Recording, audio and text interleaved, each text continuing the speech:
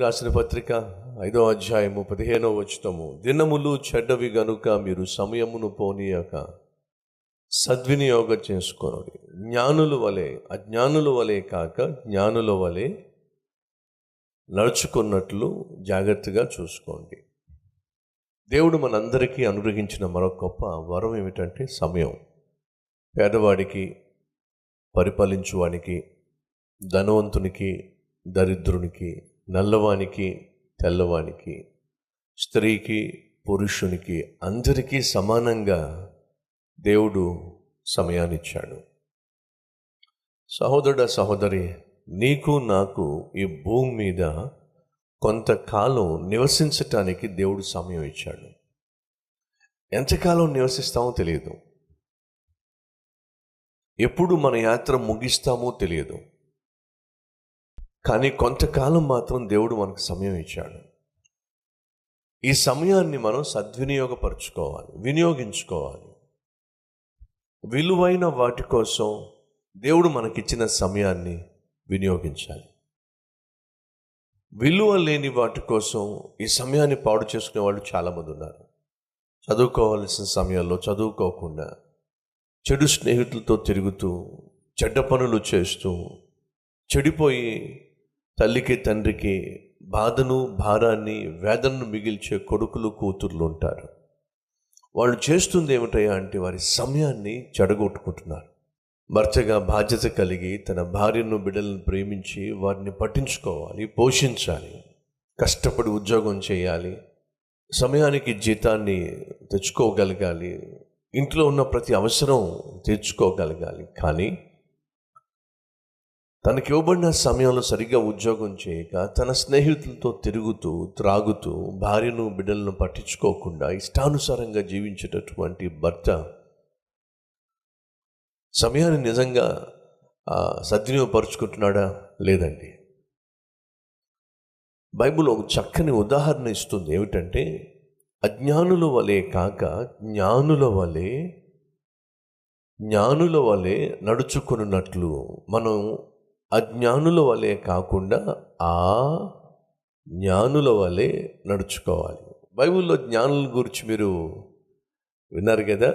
గడిచిన 2 weeks బ్యాకేగా Christmas. జ్ఞానులు ఏం చేశారు చెప్పండి? నక్షత్రమును చూస్తూ ఎక్కడి నుంచో నడుచుకుంటూ ఎక్కడికి చేరిపోయారు? యేసయ్య సన్నిధికి చేరిపోయారు. వాళ్ళు కిందకు చూశారా, ప్రక్కకు చూశారా, పైకి చూశారా? గడి చెప్పాలి. పైకే చూశారు. జ్ఞానులు పైకి చూస్తారు. సమస్యలు వస్తాయి, కష్టాలు వస్తాయి, కరువు కాటకాలు వస్తాయి, ఇరుకు ఇబ్బందులు వస్తాయి, వ్యాధి బాధలు వస్తాయి. ఇవి ఏ దిక్కు నుంచైనా రావచ్చు.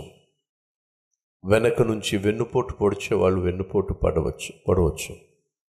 ప్రక్కనే ఉంటూ ద్రోహం చేసేవాళ్ళు ద్రోహం చేయవచ్చు. నీ బంధువు నుంచి, స్నేహితుడి నుంచి నీ కష్టం రావచ్చు.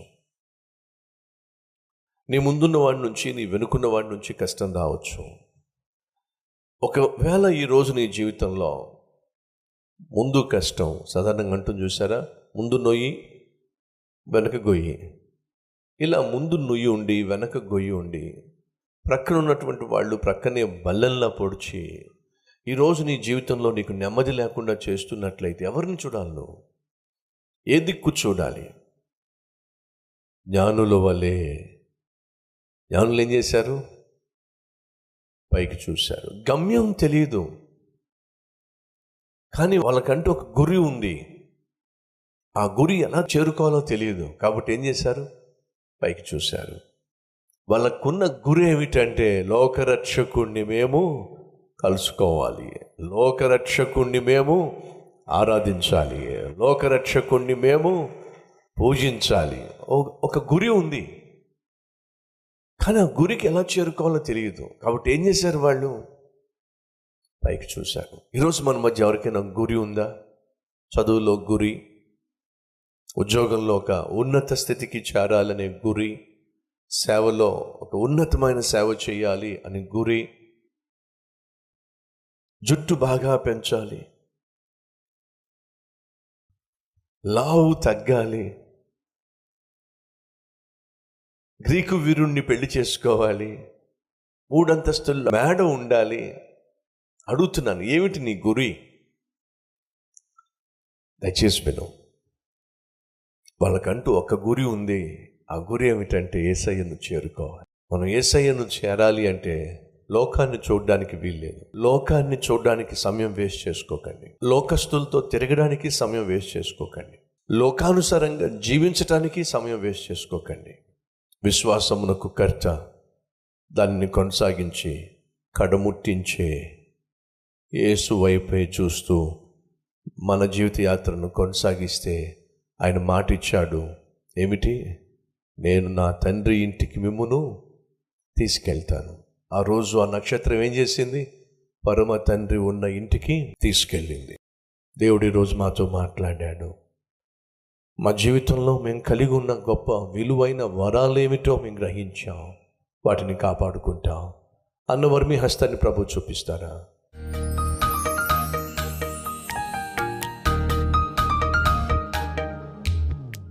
మహాపరిశుద్ధుడు అయిన ప్రేమ కలిగిన తండ్రి, మా జీవితం యొక్క విలువేమిటో తెలియకుండా జీవించాం.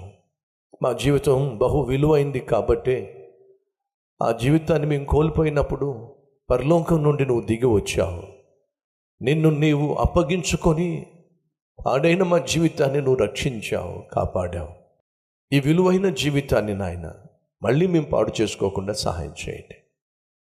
తుచ్చమైన, నీచమైన, అల్పకాల పాప భోగాలతో మా జీవితాన్ని నింపుకొని నిండారా మునిగిపోవడం కంటే ఏవి రమ్యమైనవో, ఏవి ఖ్యాతి గలవో, ఏవి శ్రేష్టమైనవో, ఏవి శాశ్వతమైనవో, ఏవి ఆనందదాయకమో, ఆశీర్వాదమో వాటి మీద మనసు పెట్టి నాయన నీ వైపే చూస్తూ ఈ జీవిత యాత్ర కొనసాగించే కృపనివ్వండి. యేసు నామం పేరట వేడుకుంటున్నాం తండ్రి, ఆమెన్.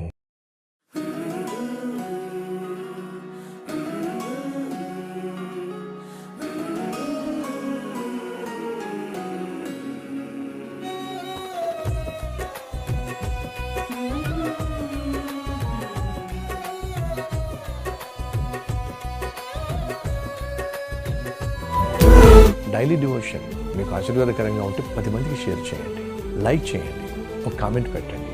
దేవుడు మీకు తోడై ఉండును గాక. షలోమ్.